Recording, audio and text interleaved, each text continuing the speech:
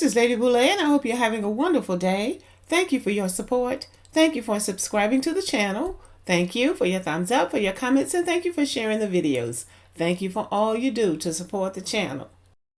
Well, y'all, interesting things are happening in the United States, and we're dragged into it even though we're really not a part of it. And I'm going to say this is serious and it's not serious. But I'm going to say to Asians to stop blaming black people when you cannot get into the college of your choice. Asians are going to be largely responsible for colleges across the United States dropping the test score requirement into getting into college. Every other year or so, they've got some kind of a lawsuit going to the Supreme Court claiming that they didn't get into a college because of affirmative action, because a black person took up their space.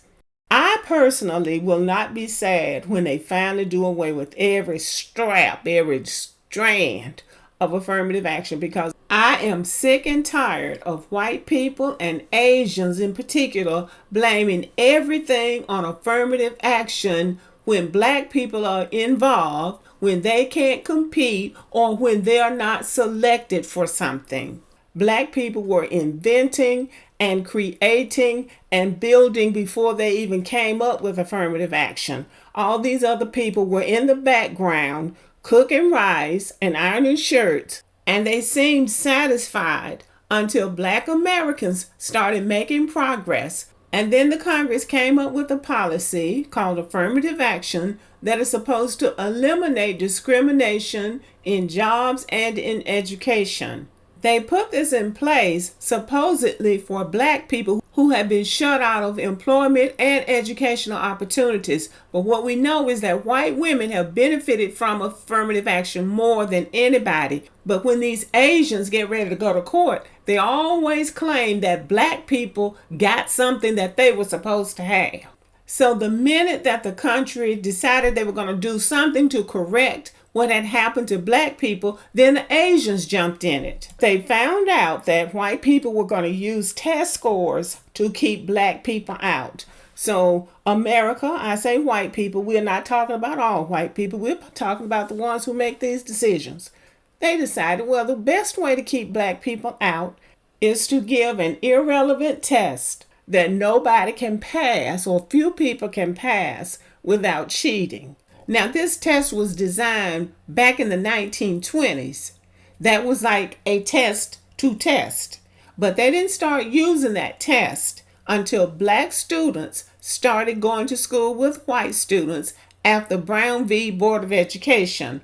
That's when the Supreme Court ruled segregated schools in America to be unlawful. So they already had this test ready. So when black students started trying to enroll in these PWIs, predominantly white colleges, they threw that test on them, the SAT and the ACT test.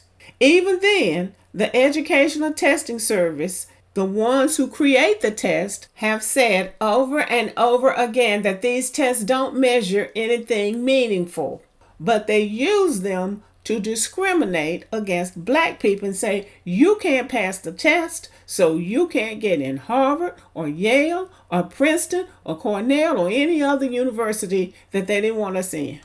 So white students who were labeled superior and the smartest in the country were automatically expected to pass these tests.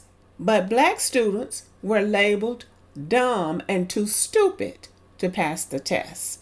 The Asians, on the other hand, they've just been all about the books, all about the test scores.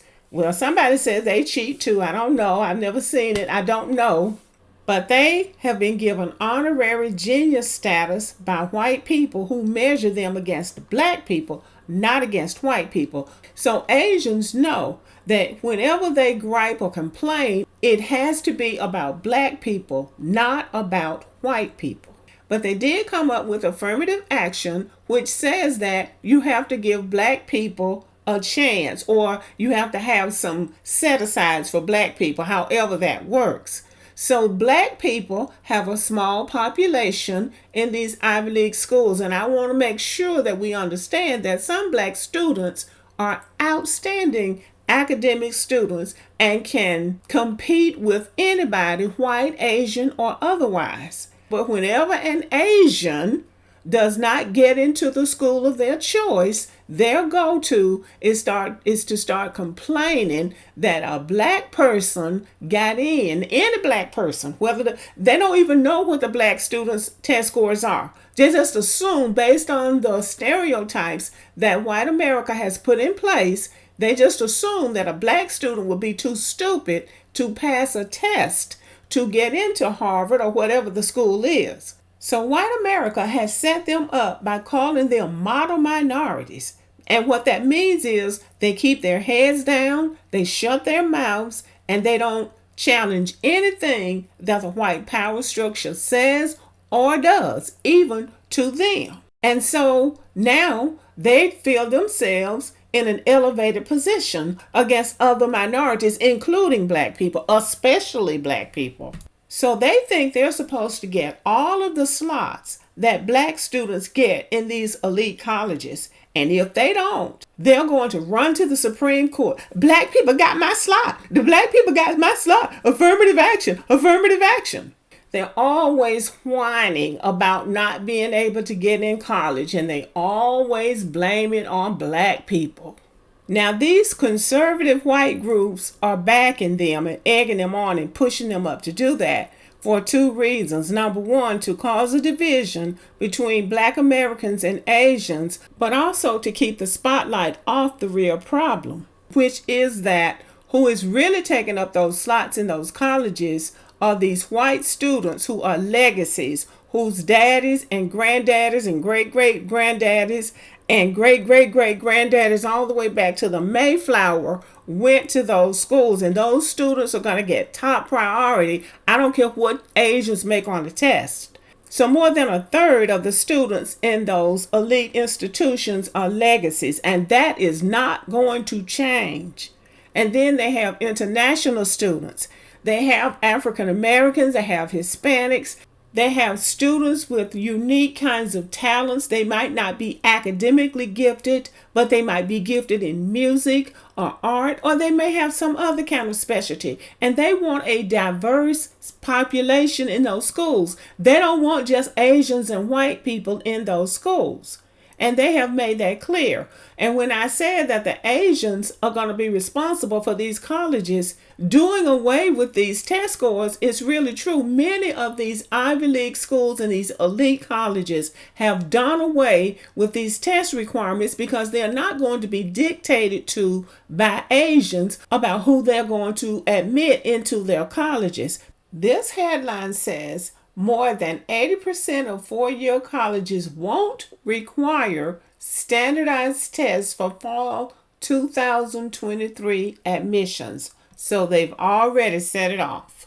So this year's Supreme Court case is about this guy named John Wang. He's an Asian American, and he claims that affirmative action is to blame for his recent rejections from top-tier colleges and universities across the United States.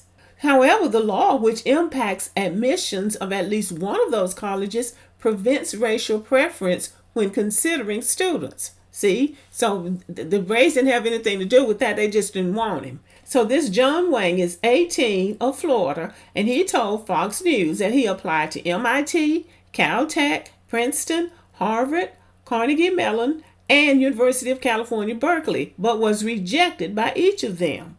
His parents are Chinese immigrants, and he argues that his Asian American heritage worked against him in his application process thanks to affirmative action policies. However, one of the colleges that Wang was denied by has published reports which show that it may not be the case. He is one of the plaintiffs that has filed suit against Harvard University and the University of North Carolina over affirmative action, and the cases are expected to be decided by the Supreme Court late this month.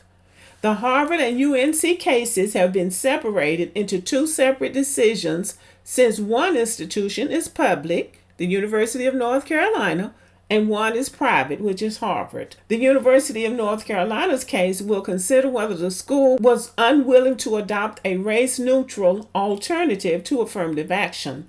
The case against Harvard will determine if the university was in violation of the Civil Rights Act by discriminating against Asian American applicants.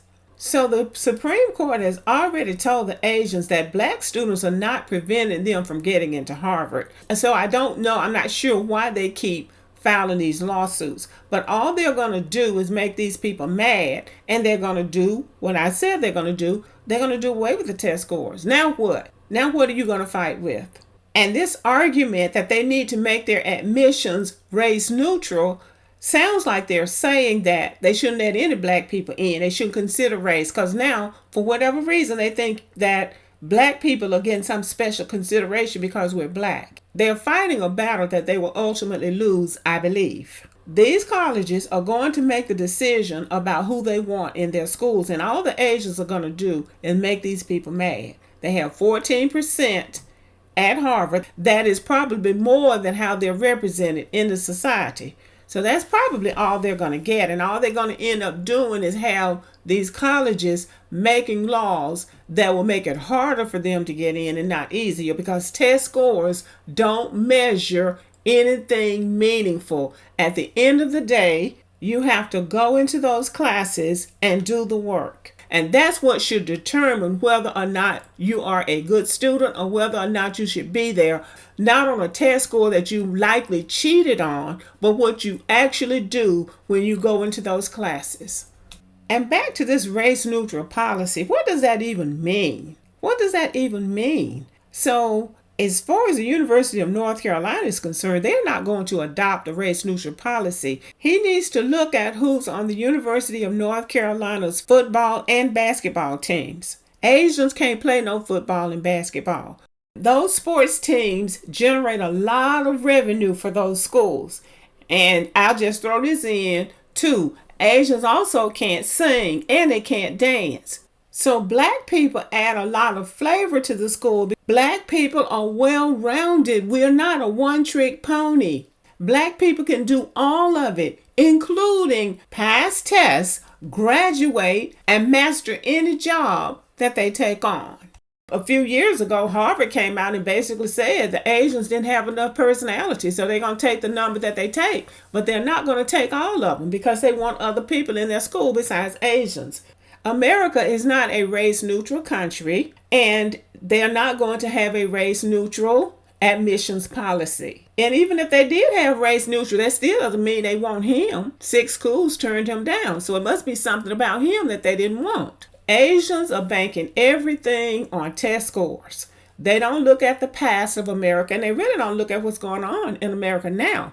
And one important thing that Asians might be overlooking is that Black Americans are more interesting than they are. Black Americans dominate the American culture. Asians do not. Black America drive the sports, the music, the language to a certain extent, even the movie industry now. Asians don't have any Black Panther or any kind of reality show that anybody would watch.